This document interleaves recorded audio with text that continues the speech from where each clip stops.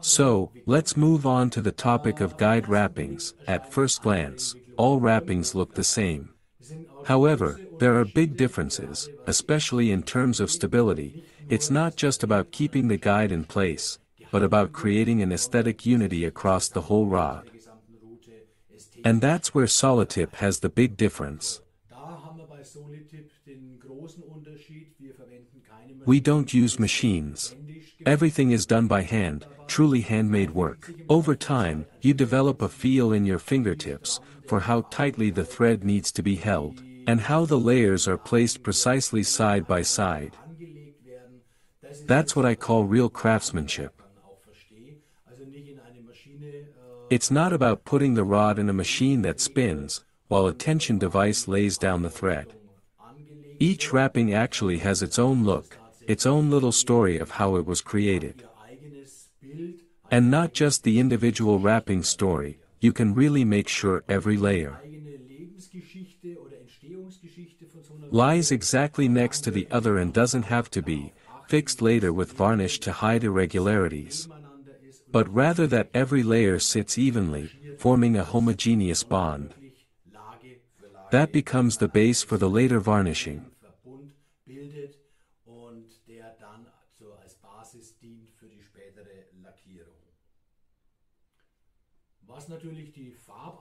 When it comes to color choice, the customer can of course decide.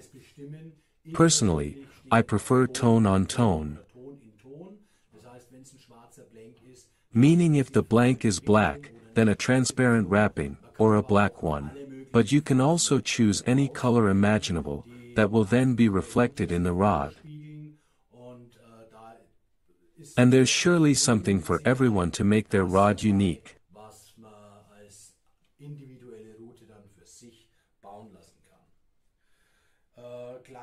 Small, precise accents with decorative wrappings are fine. But typical two-colored decorative wrappings, I generally don't do them. I simply say that because in the tip section, where the diameter is very thin, it's simply too much work from a technical process point of view. Now let's move to the topic of the stripping guides, which I already mentioned in the previous chapter.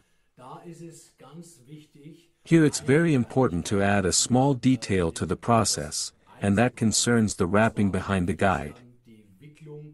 That means, when the guide foot has been wrapped, then comes the loop of the guide, and afterwards, we add another 2 to 3 layers of thread, that forms a rear finish, a kind of barrier.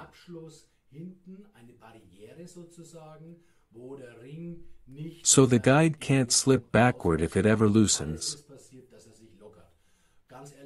Honestly, it's never happened, but I've had quite a few other rods here for repair where poorly varnished guides had simply come loose and slipped backward, stripping guides. Once the wrapping is done, the next step is of course sealing the guide, varnishing it. And here again there's a difference, the first coat, or the first soaking of the thread wrapping, serves only to completely fill the gaps between the guide foot and the blank. A hollow space typically forms there during wrapping, and must of course be filled with a varnish to which I personally add a drop of a special substance.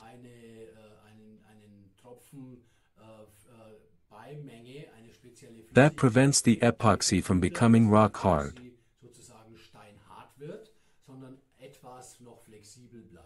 So it stays a little flexible. I actually adopted this from Laszlo. He made his first wrappings with air drying boat varnish. However, that varnish only hardened on the surface and remained soft inside the wrapping, and only the final top coat was done with epoxy.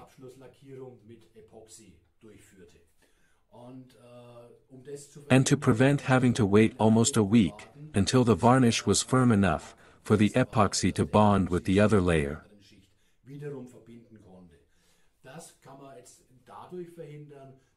You take epoxy and add, I don't recall the exact term. That substance that you drip in, which prevents the epoxy from fully curing. And then the following coats are applied with thin varnish, very fine, again in multiple layers, which again prevents the typical olive formation, that bulge that occurs when the varnish, in the center of the guide foot, runs together during drying and forms these drop shapes, or, as we say, olive-shaped spots. In the varnish, a typical sign of quick, sloppy varnishing, just poured on and left to flow. You'll never find that on a solid-tip rod. And with the varnishing of the wrappings, the rod is practically finished, except for the final part, the signature. And that's what we'll talk about in the next chapter.